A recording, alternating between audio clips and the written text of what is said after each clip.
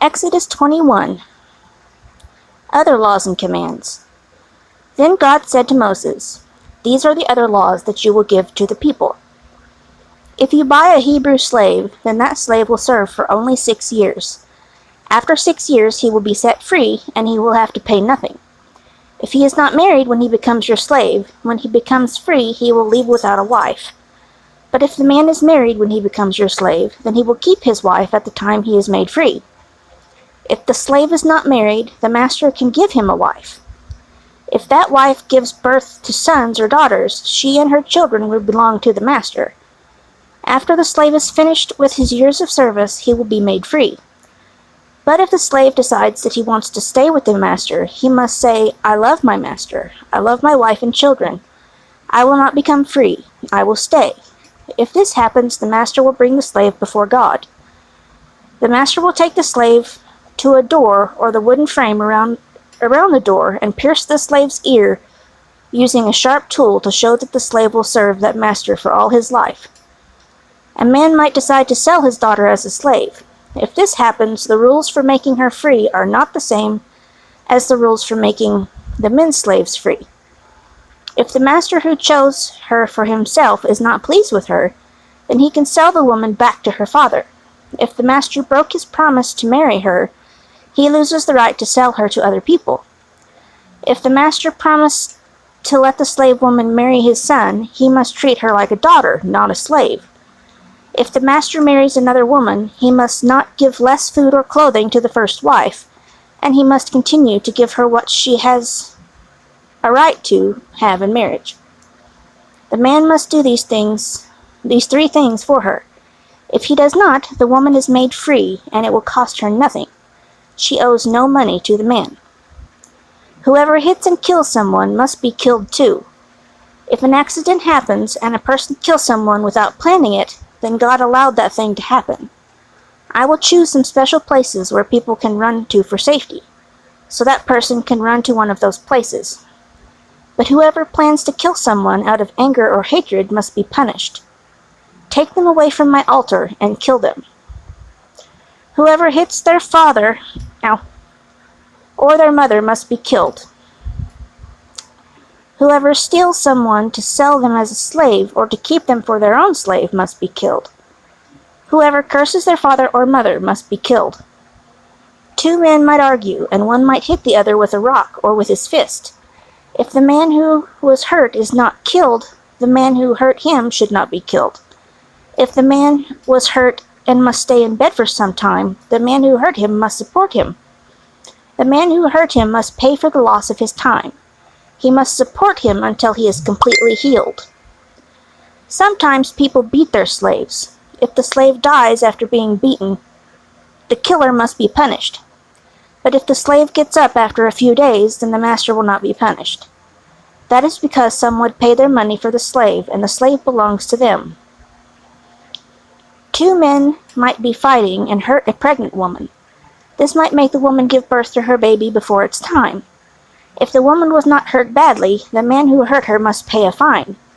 The woman's husband will decide how much the man must pay. The judges will help the man decide how much the fine will be. But if the woman was hurt badly, then the man who hurt her must be punished. The punishment must fit the crime. You must trade one life for another life. You must trade an eye for an eye, a tooth for a tooth, a hand for a hand, a foot for a foot, a burn for a burn, and a bruise for a bruise, a cut for a cut. If a man hits a slave in the eye, and the slave is blinded in that eye, then the slave will be allowed to go free. His eye is the payment for his freedom. This is the same for a man or woman slave. If a master hits his slave in the mouth, and the slave loses a tooth, then the slave will be allowed to go free. The slave tooth is payment for the slave's freedom. This is the same for a man or a woman slave. If a man's bull kills a man or woman, then you should use stones and kill that bull. You should not eat the bull. The owner of the bull is not guilty. But if the bull had hurt people in the past, and if the owner was warned, then the owner is guilty. That is because he did not keep the bull tied or locked in its place. So if the bull is allowed to be free and kill someone, the owner is guilty. You should kill the bull with stones and also kill the owner. But the family of the dead man may accept money. If they accept money, the man who killed the bull should not be killed, but he must pay as much money as the judge decides. The same law must be followed if the bull kills someone's son or daughter. But if the bull kills a slave, the owner of the animal must pay the master 30 pieces of silver, and the bull must also be killed with stones. This law will be the same for men and women slaves. A man might take cover off a well or dig a hole and not cover it. If another man's animal comes and falls into that hole, the man who owns the hole is guilty. The man who owns the hole must pay for the animal, but after he pays for the animal, he will be allowed to keep the body of that animal. If one man's bull kills another man's bull, they should sell the bull that is alive.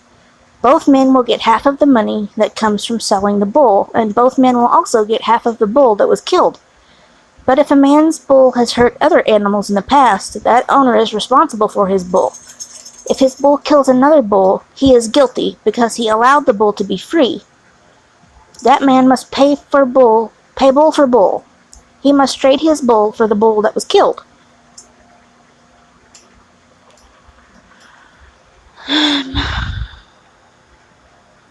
Maybe I can do another chapter. Fingers crossed. Exodus 22. How should you punish a man who steals a bull or a sheep? If the man kills the animal or sells it, then he cannot give it back. So he must pay 5 bulls for the one he stole, or he must pay 4 sheep for the one he stole. He must pay for stealing.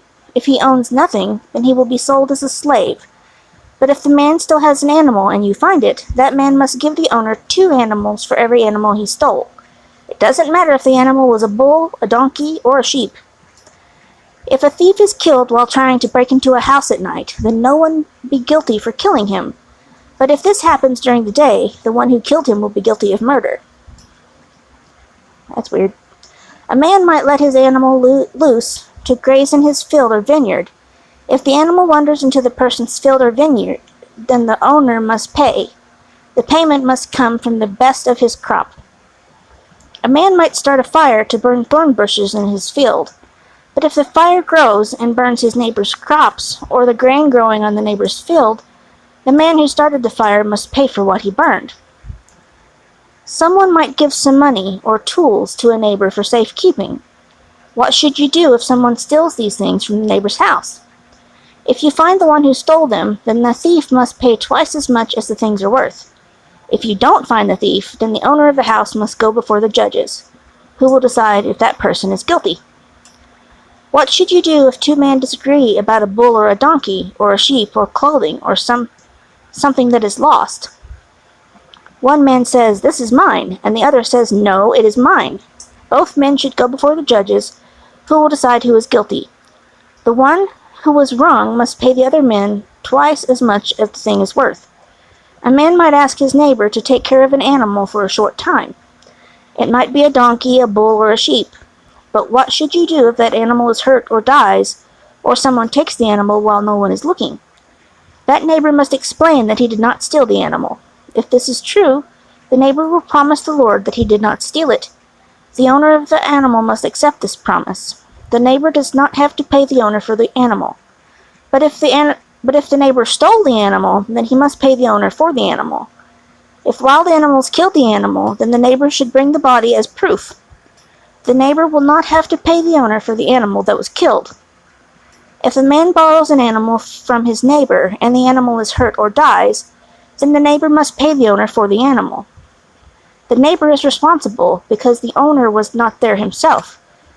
But if the owner was there, then the neighbor does not have to pay. Or if the neighbor was paying money to use the animal for work, he will not have to pay if the animal dies or is hurt. The money he paid to use the animal will be enough payment. If a man has sexual relations with a virgin who he is not engaged to, then he must pay her father the full amount necessary to marry her. If the father refuses to allow his daughter to marry him, then the man must still pay the full amount for her. You must not allow any woman to do evil magic. If she does magic, you must not let her live. You must not allow anyone to have sexual relations with an animal. If this happens, that person must be killed. Whoever makes a sacrifice to a false god should be destroyed. The Lord is the only one you should make sacrifices to. Remember, in the past you were foreigners in the land of Egypt, so you should not cheat or hurt anyone who is a foreigner in your land. You must never do anything bad to women whose husbands are dead, or to orphans. If you do anything wrong to these widows or orphans, I will know it. I will hear about their suffering, and I will be very angry. I will kill you with a sword. Then your wives will become widows, and your children will become orphans. If you loan money to any of my people, that is, the poor among you, don't be like a moneylender and charge them interest. You might take their cloak to make sure they pay the money back, but you must give that cloak back to them before sunset. That cloak might be their only protection against the cold when they lie down to sleep. If they call to me for help, I will listen because I am kind. You must not curse God or the leaders of your people. At harvest time, you should give me the first grain and the first juice from your fruit. Don't wait until late in the year. Give me your firstborn sons. Also give me your firstborn cattle and sheep. Let the firstborn stay with its mother for 7 days. Then on the 8th day, give him to me. You are my special people, so don't eat the meat from something that was killed by wild animals. Let the dogs eat that dead animal.